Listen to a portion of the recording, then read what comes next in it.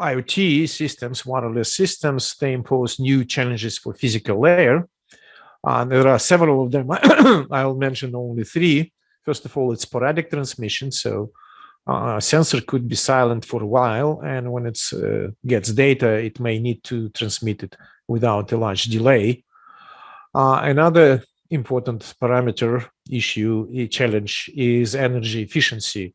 So sensors most likely would be very small, would have small batteries, or maybe they would be energy harvesting. In any case, for data transmission, they should transmit with as low energy as possible.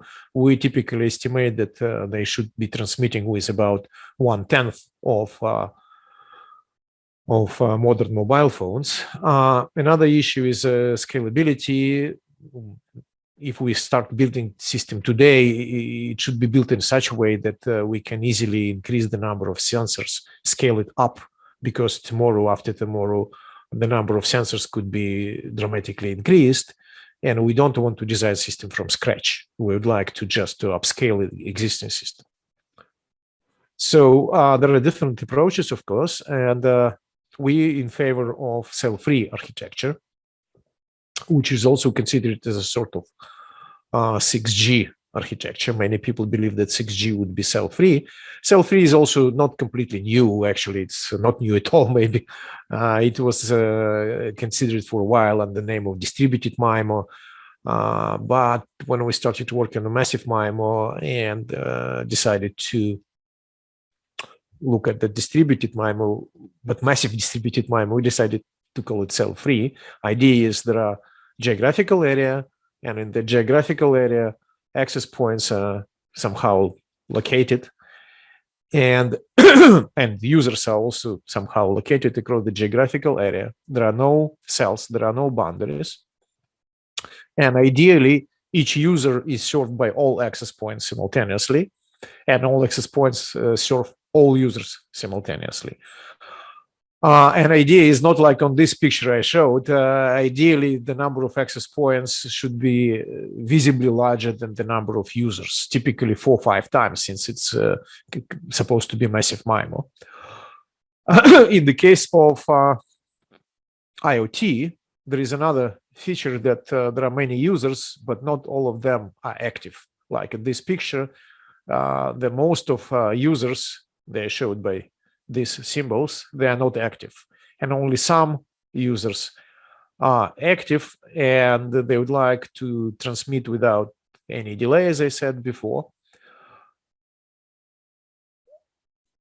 Yeah, and the question is how to organize all that transmission. So first of all, let me start with channel model. Yeah, just a sec. Yes. Yes, let me start with channel model, which is pretty much standard.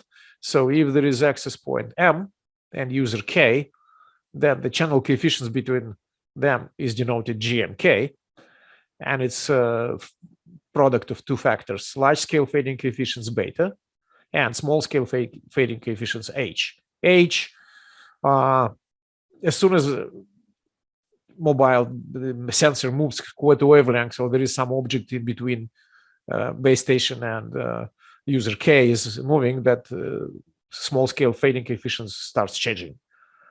And also across of different OFDM tones, it's also different. So if we go from OFDM tone 1 to say OFDM tone number 20, then channel coefficients for those small scale fading coefficients for those tones would be different. Beta, large scale fading coefficients, change much slower, typically 40 times about slower, and they're also more or less constant across all OFDM tones. Yeah, maybe also let me mention that if two users are located nearby each other, then their channel coefficients GML and GMK typically correlated. But we also can consider them being uncorrelated, or we can use model that takes into account the correlations between them. Okay, so there are at least two problems. The problem number one is how to identify active users. We don't know in advance who of those sensors are active, who are not. And second challenge is how to organize the transmission with high spectral efficiency, with high energy efficiency. And for the moment, let's assume that the first problem of active user identification is already solved. So I assume that access points already know which of those sensors, K sensors, are active. And for the sake of convenience, to make notation simple, we assume that they enumerated by integer from 1 up to capital K. Okay, so each of them is assigned pilot, psi1, psi2, and so on, say psi5, psi6, say, and those pilots are assumed being known to all access points, and all access points are connected to CPU. Sorry, P is missing here, and the CPU allows to coordinate access points, so they do access signal processing or jointly.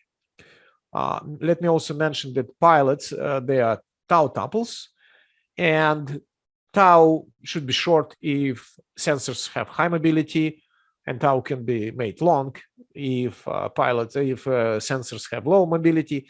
But since we don't know in advance which sensors would be active, even if pilots are long, they typically not orthogonal. In the usual scheme, in the usual wireless communication, if pilots are long and there are K users and the K is smaller than the length of the pilot, then it's very convenient because you can assign orthogonal pilots to everybody, and that allows base station or access points to estimate channel very accurately. Here, we assign pilots in advance to all users, not only to active users, but to all of them. And only some of them become active at the given moment. So even if their pilots are long, they're still typically not orthogonal.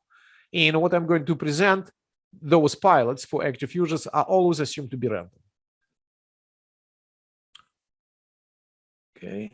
Okay, so let's consider first of all uplink transmission. And for uplink transmission, in this talk, we try to be optimal. So what it means optimal? So first of all, the K active sensors transmit their pilots synchronously, and access point M, and I assume for the moment that access point M has only one antenna, receive the sum of those pilots pre-multiplied by channel coefficients. Second, what access point M is supposed to do is, of course, to try to estimate the channel coefficients, and we assume that it uses optimal LLMMC estimate. So it estimates GMK hat, and let me remind you that GMK is the channel coefficients between access point M and sensor K. Okay. Second, when the channel estimation phase is over, sensor starts transmitting data. So K active sensors synchronously transmit their data as K, and access point M now receives this signal where data signals are multiplied by channel coefficients and also multiplied by power coefficients. So eta K is the power coefficients of sensor K. Okay, and vector YM is received by access point M. At this moment, access point M already can try to estimate SK, but instead of that, all access points transmit the vectors signals YM to CPU. Okay, so CPU gets all those YM and form vector Y from signals received from the capital M access points. And now the task for CPU is to estimate the data SK for each K, for all active users. And at this point, we again can be optimal, do the best what is possible to do. So we used MMSC receiver. So we design MMSC combining vector VK in the optimal way, and the CPU just multiplies this vector by that beamforming vector V by vector Y, and gets the estimate SK hat of the transmitted data SK. Okay, that's, and one more step. We also can use for to increase the spectral efficiency and energy efficiency. We also can use power control. So different mobiles could transmit with different powers. Those powers are reflected in those power coefficients. At this moment, this part is not clear how to do it exactly optimal, but we'll look at that in a moment. So this is all about uplink transmission. This is all about uplink transmission. And now the problem is how to estimate the performance of our system. And actually, there is not any problem if you'd like to get a SNR expression that is a function of small scale fading coefficient. They're a function of the coefficients G, but you remember that the G is a vector, but each component of G is a product of large scale fading coefficients beta and small fading coefficients H. So basically everything becomes function of small scale fading coefficients H's. And nothing wrong with this expression. All those variables involved in this expression I don't want to explain. It doesn't make sense from my point of view to spend time on that right now. The problem is that if you'd like to simulate system, it typically takes you long. So for example, if in industry in particular, if somebody is asking you, well, can you please simulate for me system with such and such parameters, it typically takes you a long time, and you would like to have a SNR expression that you can estimate almost instantly. And we typically, from the very beginning that we started working on on massive MIMO, we started deriving SNR expressions that depends only on large-scale fading coefficients, not on small-scale fading coefficients. And it's very convenient because imagine you have to simulate some system. So you just place mobiles, you place access points or base stations, for example, and you generate random large-scale fading coefficients. And if your SNR is a function of only large-scale fading coefficients, then you can immediately estimate the SNR. You locate them now users differently, get different set of large-scale fading coefficients. And for that set of large-scale fading coefficients, you again can estimate SNR almost instantly. So you can estimate the performance of the entire system in a very fast way. And if today you have to estimate one system and tomorrow another system, then it becomes very, very convenient. It's also very convenient to have such kind of SNR expression that depends on only on large-scale fading coefficients if you'd like to optimize power, as I show in a couple of slides. Okay, so this is our philosophy. This is our goal, is to estimate the SNR as a function of only large-scale fading coefficients.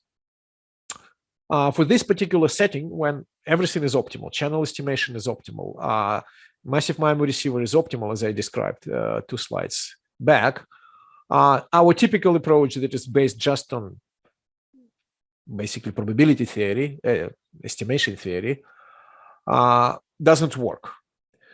So typically we derive achievability bound, we derive flow bound on spectral efficiency that depends only on large-scale fading coefficients. For this case, when everything is optimal, all estimation and all receiver, massive MIMO receiver are optimal, that typical approach doesn't work for some reason. So we start using random metric theory. Random metric theory happens also not working right way, because to apply known results from random metric theory, typically some condition should hold. For example, in particular, that covariance between coefficients G and K hat, the estimate of the channel coefficient between access point M and user K, and channel estimate of the channel coefficients between access point M and user J, they must be, the covariance must be 0 to apply random metric theory results right away. But unfortunately, since our pilots, the pilot used by user K and pilot used by user J, are not orthogonal, as I said, they are random. So there is some pilot contamination, and as a result, this covariance is not 0. However, it's not so difficult, but still requires some proof. If the length of the pilot is getting larger and larger, this covariance tends to 0. Okay, so we use this fact and generalize the results of random metric theory and use it to derive SNR expression that depends only on large-scale fading coefficients. And this is our result. We actually derived 2 random matrix SNR approximations. I present only one.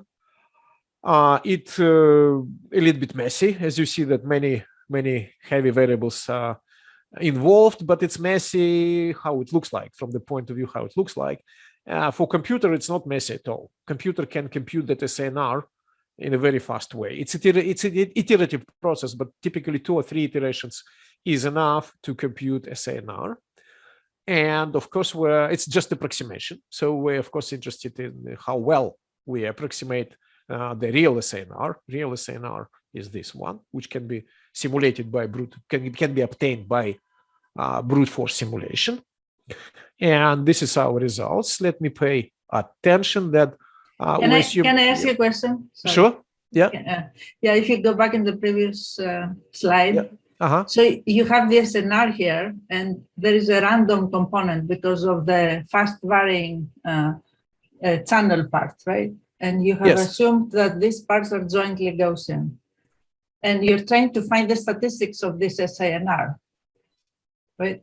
Yeah, well, yeah. Okay. Is this what you're doing? Yes, we do it like this. We generate many instances of coefficients G, okay?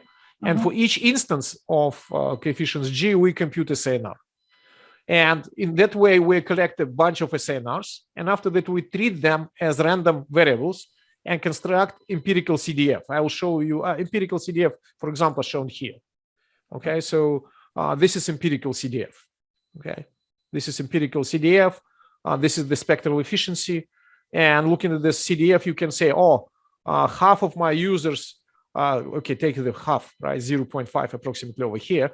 Half of my users have spectral efficiency around 8. Okay. And my goal, instead of conducting such kind of long simulations, to have a way to estimate SNR if you give me only large scale fading coefficients. You give me the coefficients beta, and I immediately compute SNR without computing, without long simulations with small scale fading coefficients. So let me show you one more time. So this is channel coefficient, GMK, okay? And those GMK, they appear over here. Do you see my pointer, right? So to use this expression, I have to generate a bunch of such kind of coefficients. I have to generate beta and I have to generate H, and it's long. Instead of that, I propose a way to compute SNR if I know only betas. So in my simulation, I allocate users, I allocate access points, I generate betas from this access point to this user, and beta is a function of distance and shadow fading.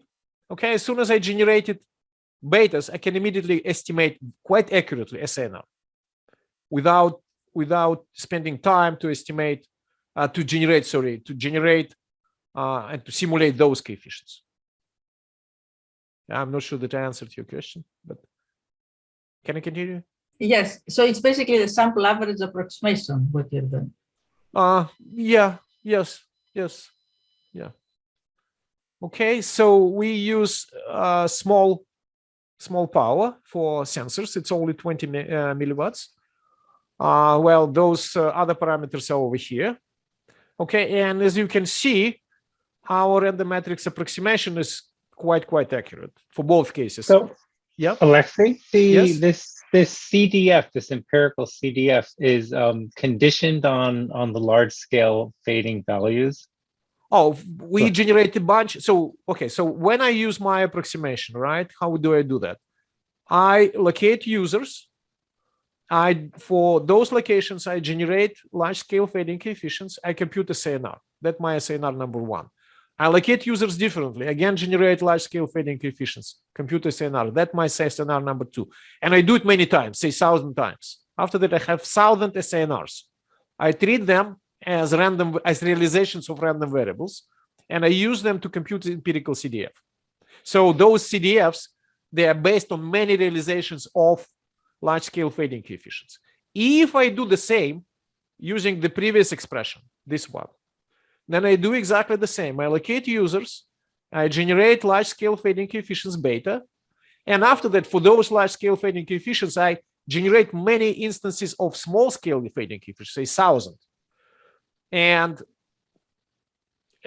I again generate many SNRs.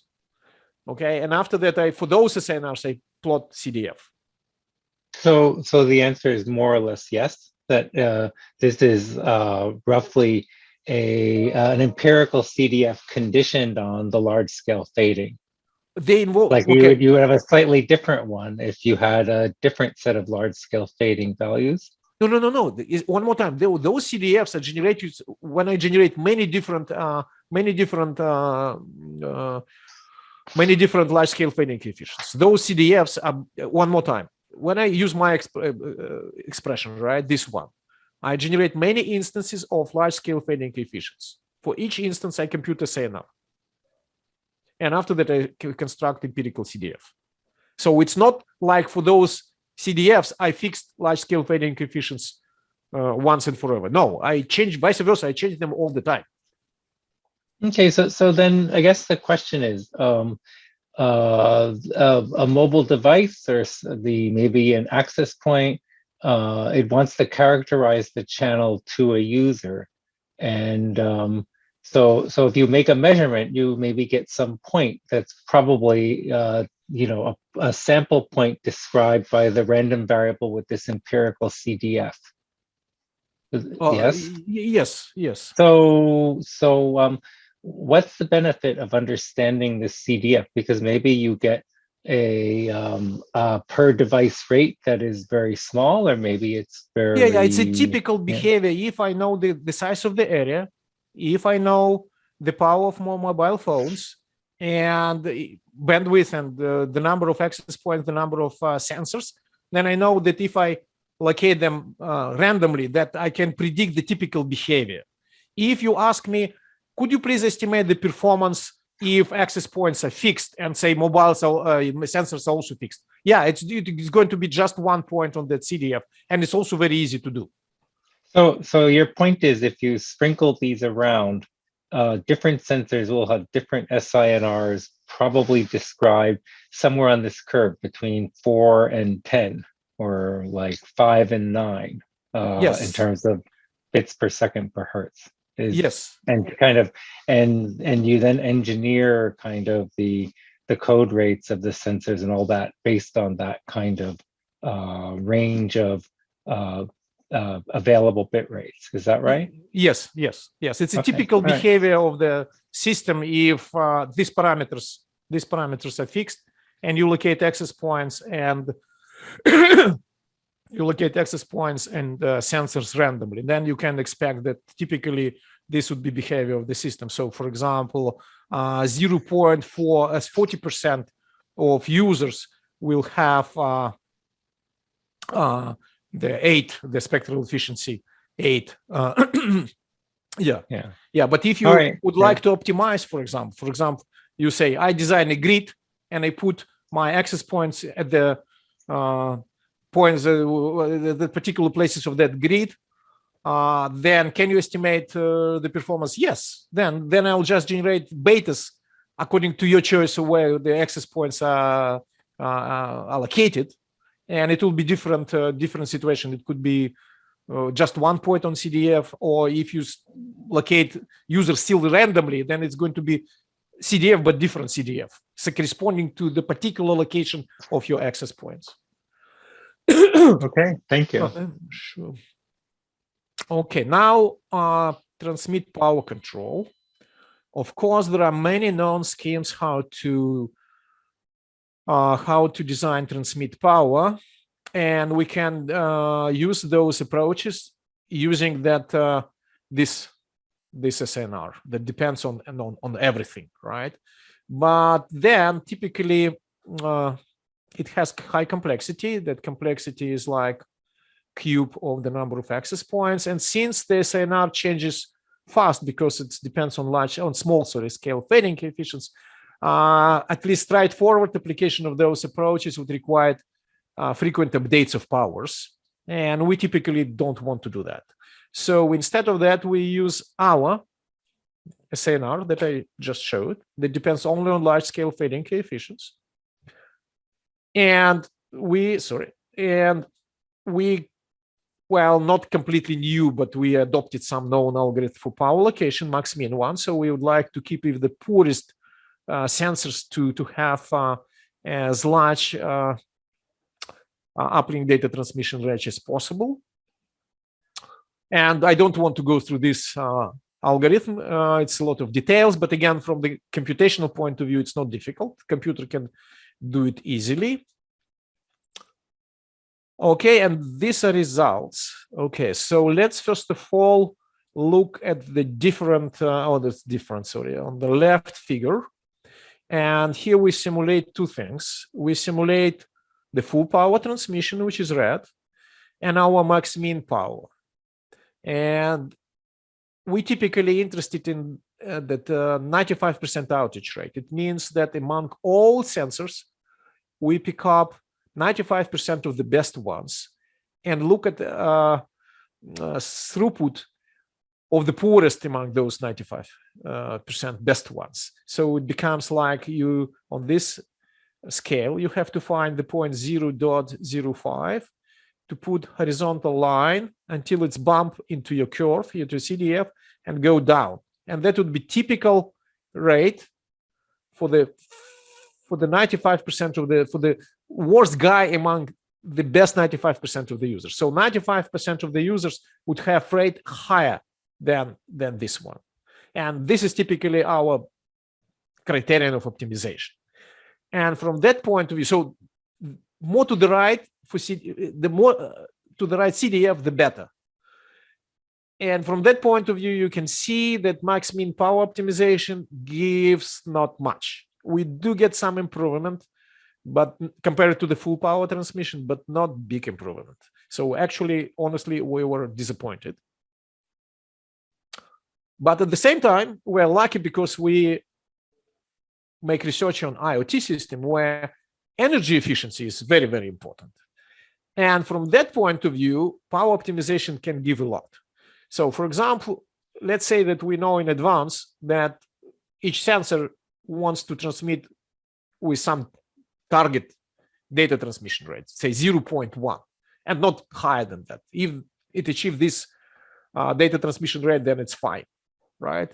Then in this regime, from the point of view of energy efficiency, if we use power optimization, and power optimization, by the way, I apologize, is not this one. This is max-min.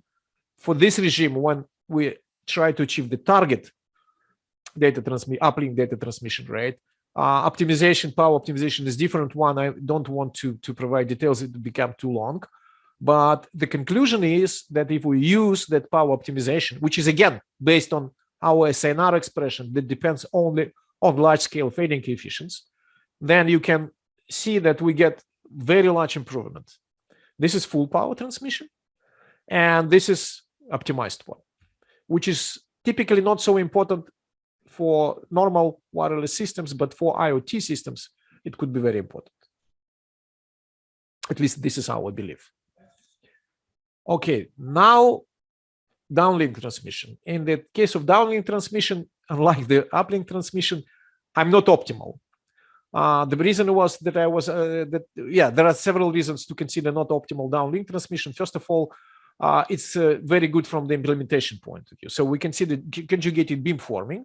So access point M, when it wants to transmit symbol SK to user K, to sensor K, it just takes that estimate of the channel coefficient GMK, takes its complex number, takes its conjugation, and multiplies by what it wants to transmit to sensor K times the power coefficient. Okay. And the XM is the signal transmitted from the single antenna of access point M. And it's very decentralized. What is the advantage of that? It's very decentralized. Actually, no CPU is needed. Only the requirement is that each access point would have full data for all users, but it's not optimal.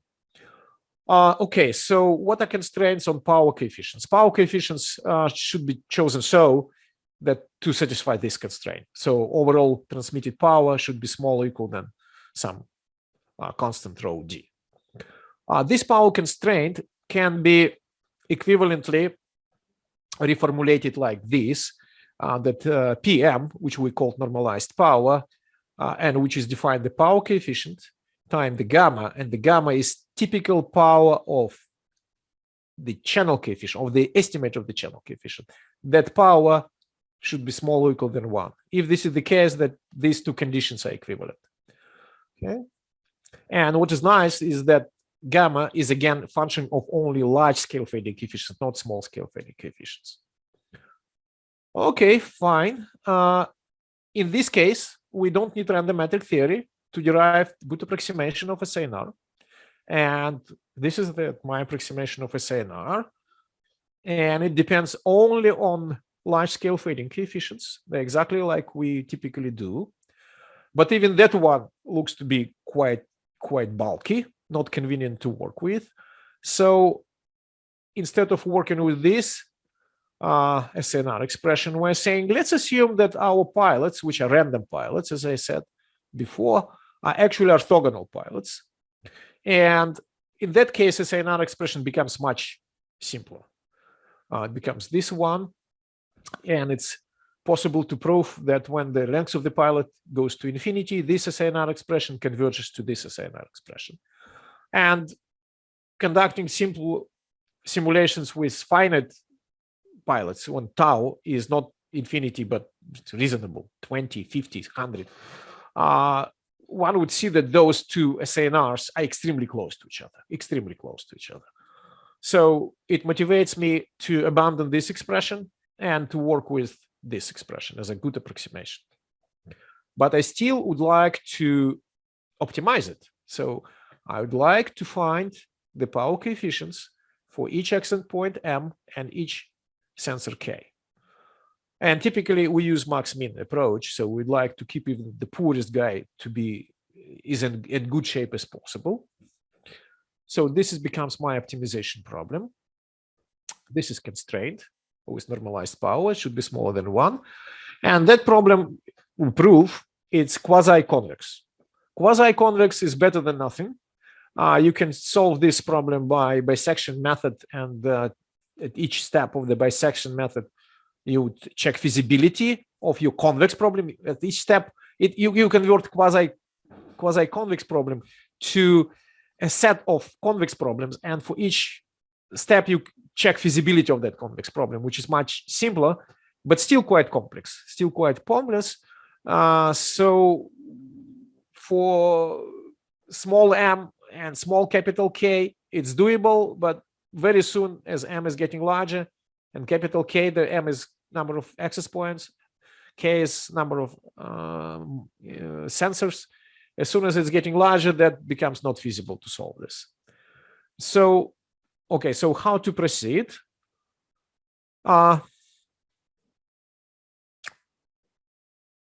We observe the following interesting effect. That let's take access point M. Access point M has capital K large fading coefficients between access point M and all users. And let's choose among those large scale fading coefficients the largest one. So BM maximum. And let's look at the total power. So access point M transmit to all users simultaneously, but let's take it all total power and see how large it should be. When we started this research, I was confident, mistakenly confident, that optimal regime is when all access points transmit with full power, but on a smart way, allocate portion of its power to different users differently. So let me try to explain what I thought. I was thinking that if I'm an access point, say 3, then clearly my signal to user 1 will create interference to user 2, and signal to user 2 will create interference to user 1. But I was thinking that if I transmit with full power, but on a smart way, allocate certain portion of the power for user 1 and certain portion of the power for user 2, for user 3, and so on, then it would be optimal. So my belief was that all access points should transmit with full power, but on smart way, partition power between user in an optimal way. It happens to be not the case at all. it happens to be not the case at all. Let's look at this figure. So if large-scale fading coefficients between access point M is large, say, for example, 5, okay, it means that there is at least one user who is close to that access point. In this case, typically, that access point, optimal power for that access point is very, very small. It's around 0. I don't know, dot 0 dot something. At the same time, if I'm an access point whose largest large-scale fading coefficient is small, something like this, it means that all users are far away from me. Then vice versa, optimally for me would be to use almost entire power. Okay. So it looks like that if somebody would tell me the total power that access point should use, that would be already very valuable information. And indeed, this is the case. So if somebody tell me that if you have access point M, then optimal power for that, total power for that access point is this one, then my optimization problem stopped being quasi-convex and becomes just convex. So as soon as I know powers for each access point, and they're not maximum at all, as I explained, as I tried to explain, then I dramatically decrease the complexity of my optimization. Now the question is how to find those optimal powers for each access point. And at this moment, we use neural network. Of course, we can try to use neural network to find all power coefficients, all of them. But from my experience, if you ask from neural network too much, you typically fail.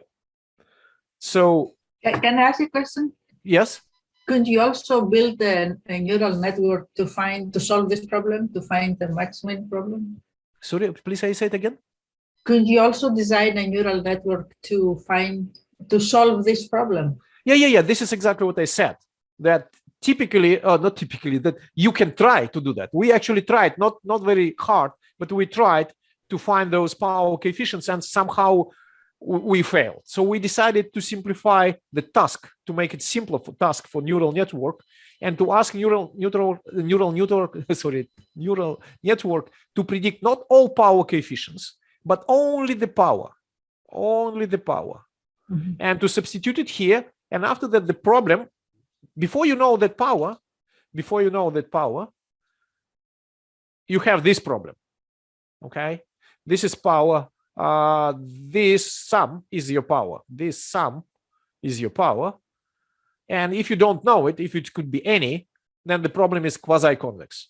If somehow magically you manage to find optimal value for this sum and substitute it here, then the entire problem stops being quasi-convex and starts being convex. This is what I'm showing here. So instead of that sum, I substitute optimal value for the sum, which I call PM optimal. Then the total problem stops being quasi-convex, but starts being just convex. And to predict that power, we're using neural network. We don't invent something new. We use Levenberg-Marquardt training algorithm. It's a 3-layer network. And the input to the network are several large-scale fading coefficients for the access point M. So access point M, it has many capital K large-scale fading coefficients. We take only some of them, if I remember correctly, either 4 largest or 8 largest, and it becomes input. And we can solve for small m and small k. We still can solve this problem optimally. We solve it optimally, and that becomes training data for us. We use the training data to predict the optimal power for access point M as a function of its large-scale fading coefficients. Okay, now there is another problem. How to train, for which network to train? Because in one town you have one network, in another town you have a different network. So we proceed as follows. So first of all, we said, let's assume that we're going to design neural network only for network when there are fixed number of sensors and fixed number of access points, in particular 128 access points and 4 sensors. But the size of the network can be different. Actually, the shape of the network also could be different. So we train our network for different sizes. This is our sizes. And when we finished training, we reused exactly the same network to see what would be the performance of our wireless system for the case when the size of the area is neither of those. We trained for these areas, but now we test our system for area of this size and for area of this size. And this is the results. So the blue is optimal solution. It's, I mean, if I solve this problem optimally and get SNR and use them to construct CDF. And as I said, the more to the right CDF, the better. And no surprises, optimal is better than the dash one. And the dash one is obtained when we compute the power for the access point M, not optimally, but using our neural network. So we do have some degradation, but not so large degradation from my point of view. Okay. But it's not end of the story. What to do if the number of access points and the number of sensors is large? There are several problems, at least two problems. First of all, if M, number of access points and number of sensors K become large, then even if I spend hours and hours, I still cannot solve this problem optimally, this optimal problem. I cannot solve it. It becomes too heavy, too hard. And if I cannot solve it, then I cannot generate training data, right, to train neural network. Second problem, even if I would manage to find the powers and substitute them here, and instead of quasi problem, I would have just convex problem. But if M and K are large, even convex problem becomes too difficult to solve. So to build a scalable IoT network, I have to do something with those two challenges. So what we do, we did the following. First of all, we fixed the density. We said, let's assume that there are approximately 64 access points by 0.03 kilometer.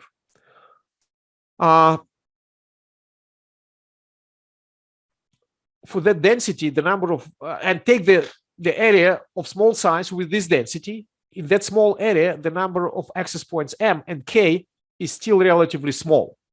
So we can solve our optimal optimization problem optimally and generate training data. Now we switch to larger area, but with the same density. And we reuse our neural network for that larger area with the same density, and neural network predicts for us the power. Okay, that's so problem with training network, not optimally, of course, but somehow we solved. Problem number two, as I said, even if I know power PM for each access point M and substitute it here, the convex problem is still too difficult for me to solve. So to make our solution really scalable, we switch from optimal power coefficients to uniform power coefficients. So it means that access point M transmit data to all users with the same power. So power coefficient MK is constant across K. It's, of course, very far away, not optimal, but that's the best solution that we have for the moment. And actually, it's very, very interesting topic to continue research.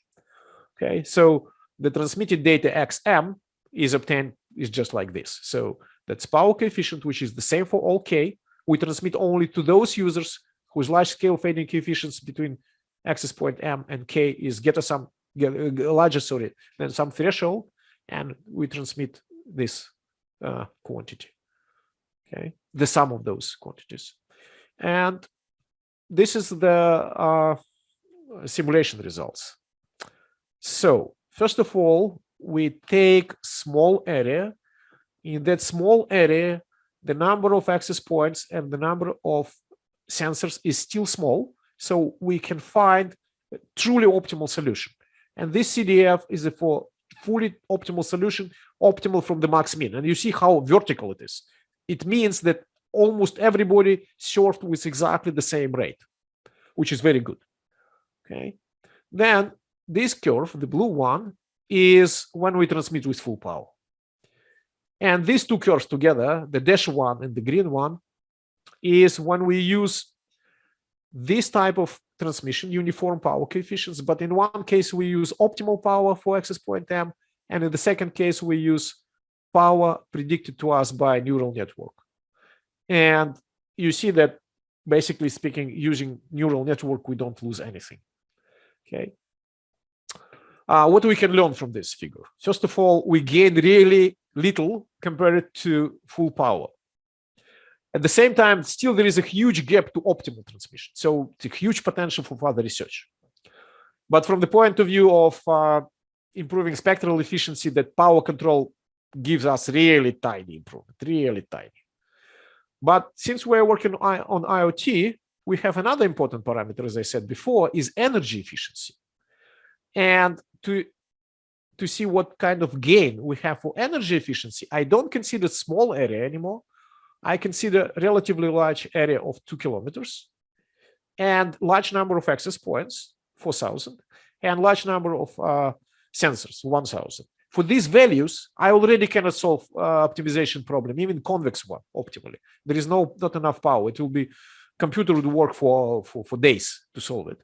So we're using our suboptimal but very scalable approach when we compute these power coefficients, and complexity of this is just basically it's online. Its complexity is almost zero. Okay, and we compare this suboptimal approach with the case when we transmit with full power. And in terms of energy efficiency, we have quite large gain, about 4 times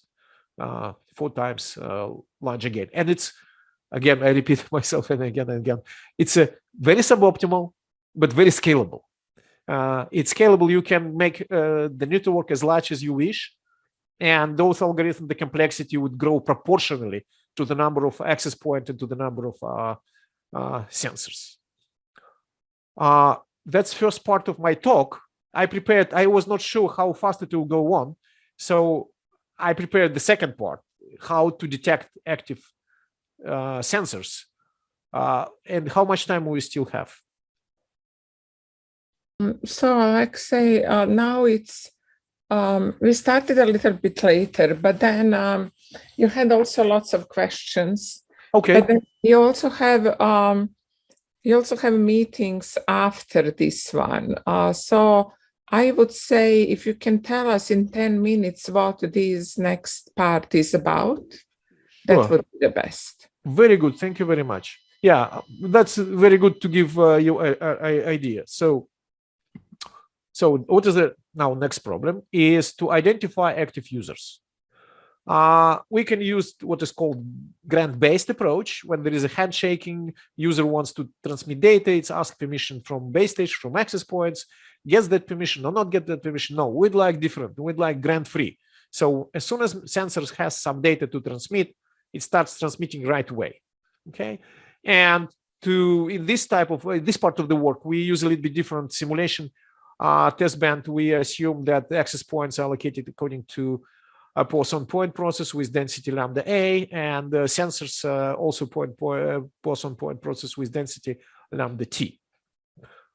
We also generalized a little bit our approach. We assumed that now access points have capital N antennas, and so between any access point and any user, there is not single channel coefficients, but several of them, and we combine them together and get channel vector GMK between access point M and user K. We use binary variable lambda K to indicate whether sensor K is not active, it's 0, or active, it's alpha K, then it's 1. And it's convenient to take those vectors together for between access point M and user 1, access point N and user 2, and pre-multiply them by a variable that shows whether it's active or not. For example, if user 1 is not active, we would multiply this channel vector by 0, and it would be 0 column over here. Okay. Now, perhaps the main idea of the approach. It's very natural to use compressed sensing. So assume that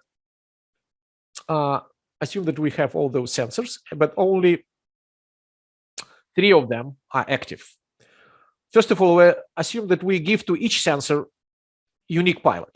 So pilot for each sensor at the same time the name of that sensor. For example, sensor, it's my guess right now, could be manufactured with those pilots. Okay, and we assume that all access points know the pilots of all sensors located in this area. For example, all access points in New York would know pilots of all sensors located in New York, and the number of pilots, for example, if I use binary pilots that consist of ones and minus ones, and the length of the pilots is 50, I can generate 2 to the 50 different pilots. It's enough perhaps for the entire world, and moreover for New York. So I assume that pilots are given, assigned to each sensor, and I assume that all access points know those pilots. Okay, so now let's assume that sensor 2, 3, and 5 are active. And our protocol says that they should transmit their pilots synchronously at the same time. And mathematically, it can be described like this. This is the set of all pilots, active and non-active, and it's multiplied by this channel coefficient. So in this vector, zeros corresponds to non-active sensors, and non-zero channel coefficients corresponds to active sensors. And when you multiply this matrix by this vector, it means that access point M receives at its nth antenna this product. Basically speaking, it's received the linear combination of pilot psi2, psi3, and psi5. So it's a vector. Y is a vector. And you can easily see that it's a pretty much standard compressed sensing problem, because what is the task? The task is to find the indices of non-zero components in this vector. Okay. When you have in possession only vector y, and the matrix phi is known to you, of course. So this becomes pretty much standard compressed sensing problem. And even single antenna of single access point already can try to find non-zero indices in this vector. But if all antennas of each access point work together, and moreover, access point cooperate, then of course you can improve the performance very significantly. Okay. In this problem, we assume that not all access points participate in detecting active users. Only access points located in the circle, green circle around sensor K.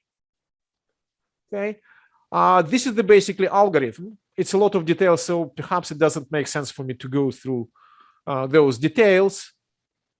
Let me just point out that in this algorithm, access point M computes some coefficients, mu and nu, and it already can decide whether user K is active or not. But instead of doing that, access point M sends those coefficients to CPU, and CPU combines those estimates obtained from all access points using some fusing weights. And only after that, CPU is deciding whether user K is active or not, looking whether mu is smaller than nu or vice versa, or way around. Okay. Hey, Alexei, Yes? how do you Yes? decide how many signatures are in that set you search over? Like it's you don't want 2 to the 50 columns for all of them. Is there some notion of like you have 9 here, but how do you know it shouldn't be 2 to the 20 or something? Yeah, for the moment, I assume that the total number of sensors is not too high. Okay. For the moment, I assume that the total number of sensors, actually nothing wrong to put a lot of them.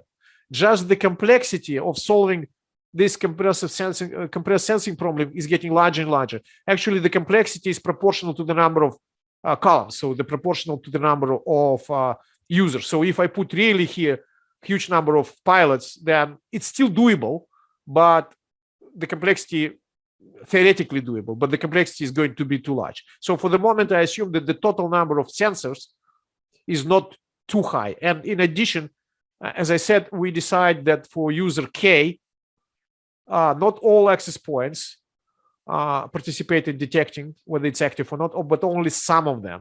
So similar, I can say that for each access points, it's enough to know pilots of sensors only around that access point. Okay, so you could also do receive beamforming that would do special filtering on the signals that you will pick up. Sorry, I missed. I think you answered my question, which is the sort of the population of sensors around a particular region. You know how that total population. Yes. And only then some. Yeah. Okay. Some of them are active. Yes. Some of them are active. Yes. Right. Yes. And nothing wrong to put here really large number of pilots. Just the complexity of compressed sensing decoding becomes large. But actually nowadays, people are trying to improve the complexity of compressed sensing while losing some performance, of course. Right now, the typical complexity of compressed sensing is proportional to the number of columns. But also nowadays, there are approaches when the complexity is not proportional, but depends on the number of rows. So it basically depends on the length of the pilots. Nowadays, there are some progress in compressed sensing algorithms. But roughly speaking, yes, I assume that the sensors, the populated area, and pilots of all those sensors are known to all access points. Yes. So the performance also depends on the pilot themselves. The columns of this matrix need to have a certain property. Yeah, well, I assume random pilots. And typically, metrics formed by random columns are typically good from compressed sensing point of view. Mm-hmm. Okay, so from that point of view, everything is fine, I believe. Okay, and this is, as I said, the algorithm. And the tricky part is to estimate the probability of detection error. That's where the most part of this research is done. It's the probability of detection errors consists of misdetection and false detection.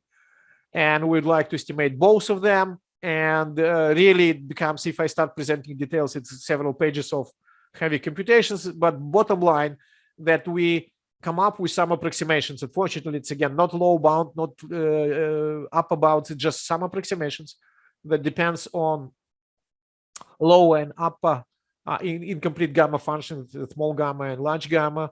And those variables I even don't define because, as I said, if I start defining them, it's going to take me at least 2 heavy slides. Instead of them, and okay, one more word, and we would like to compare it with a small cell system. Small cell system is basically the same as cell-free, but each sensor is served by just closest access point. And it's clear from the scratch that if access points cooperate with each other, of course, performance would be better. But the important part, how much better? Because if, in the case of small cell system, when each sensor is served by closest access point, you get almost everything, then nobody would be interested to use cell-free system. Everybody would say, what's the point to organize cooperation between access points when this simple small cell system gives you 95% of the performance? Okay. And mathematically, this system is when in the fusing weights, only one fusing weight is 1 and all other zeros. So this fusing weight is 1 and all other zeros, and we can substitute those fusing weights in our estimates to get to see what are the probability of misdetection.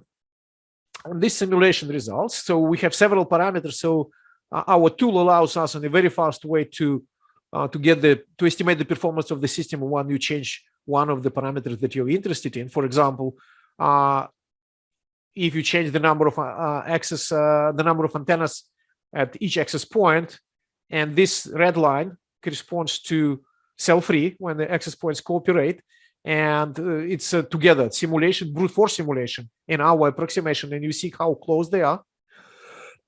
And these two curves, again, simulations and approximation, again, you can see how close they are. For the case of small cell, when each sensor is served only by the closest access point. And so you see that the degradation is quite significant. But maybe that huge degradation, because the number of access points is relatively small, this parameter of Poisson process defines how many access points typically we have. If I make them larger, then those curves perhaps would be much closer. But what we do, we design a tool that allows for a particular situation to see what you actually need. Do you need to organize cooperations between access points, or it's doesn't worth it. Okay. Another parameter that we can explore is the length of the pilot. It's exactly the same curves. Again, you see that our approximation and brute force simulations are very close to each other. And well, it's not surprising that when we increase the length of the pilot, the probability of detection error is getting smaller and smaller. But again, our tool gives you fast way to see the value of probability of detection for particular situation that you might be interested in. And again, we observe that cell-free is much better than a small cell. And the last slide is it's interesting to see how probability of detection error depends on the radius. You remember I said radius, the radius around the sensor K, and in that green circle there are access points that jointly try to understand whether it's active or not active. And again, the result is not very surprising to me, at least, is that when you increase the radius, the number of access points that work jointly is increasing, and of course the probability of detection error goes down. But at some moment that the rate of reducing the detection error is getting slower and slower, so perhaps 500 meters gives you almost everything. Okay. Also, the last point, and I'll stop, that fusing weights for the moment we assume being constant, the same for all access points. So in this algorithm, the access point use constant fusing weights. Just we didn't have enough time to explore them. My point is that using different fusing weights, I'm almost sure you can further improve. You can further improve performance. You can further decrease the probability of detection error.